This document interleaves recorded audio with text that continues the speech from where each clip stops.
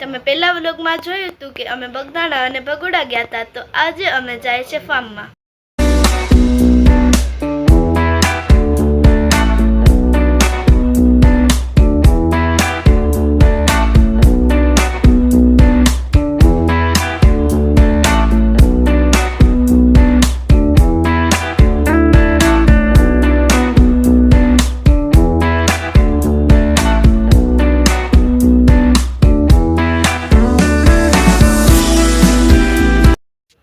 Finally guys તો અમે વાડીએ પહોંચી ગયા છીએ.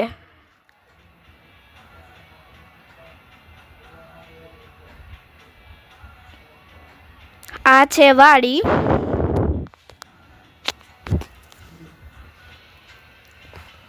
આ બધા પણ અમારી સાથે જ વાડીએ આવ્યા છે.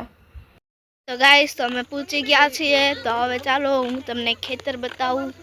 અહીંયા અમે આવી ગયા છીએ. ભજીયાનો પ્રોગ્રામ છે તો અમે ડુંગળી લેવા જઈએ છીએ.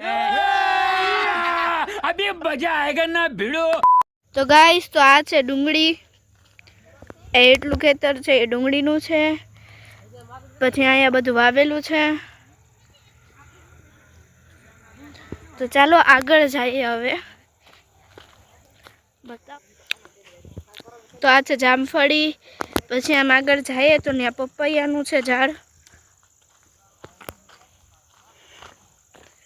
અહીંયા જો પપૈયા કેવડા મોટા છે. નારિયેલી બધું જ છે આ ખેતરમાં. જો આ છે પપૈયા. હજી કાચા હે, પાયકા નથી પણ બહુ મોટા છે. તો ગાઈસ આ છે ટમેટીનો છોડ. ટમેટી કાચી હતી એટલે ઉતારી નથી. ગાઈસ આ છે ડુંગળી. ઉપાડવા આવ્યા છીએ ડુંગળી.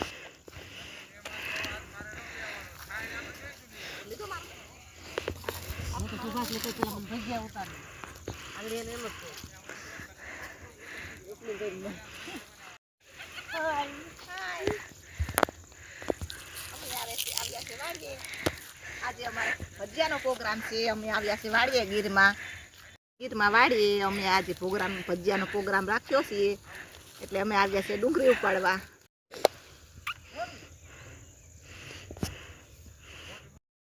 તો ગાઈસ આ છે તુવેર દાળનું ઝાડ. આ છે તુવેર દાળનું ઝાડ. અમે તુવેર ઉતારીને ખાઈએ છીએ.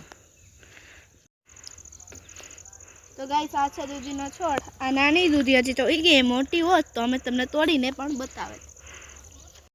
તો ગાઈસ આ બધી લીલોતરી જોઈને મજા આવે છે. અને ઠંડુ વાતાવરણ છે એટલે ઠંડી પણ લાગે છે. તો હવે ચાલો ભજીયા બને છે ત્યાં જઈએ. હવે ભજીયા બનશે. ચાલો ગાઈસ ફાર્મમાં આવવાની પણ મજા પણ અલગ જ છે. તો ગરમા ગરમ ભજીયા બને છે તો ચાલો ભજીયા ખાવા. ભજીયા હવે ઉતરી ગયા છે.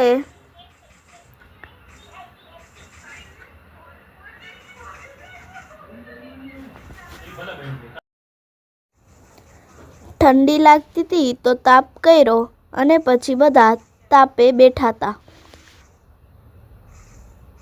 પછી ગરમા ગરમ ચા બનાવી અને પછી બધાને ચા આપી. ચાલો ચા પીવા. વ્લોગ તમને કેવો લાગ્યો કમેન્ટમાં જરૂરથી જણાવજો. લાઈક, શેર એન્ડ સબસ્ક્રાઈબ કરવાનું ભૂલતા નહીં. બાય.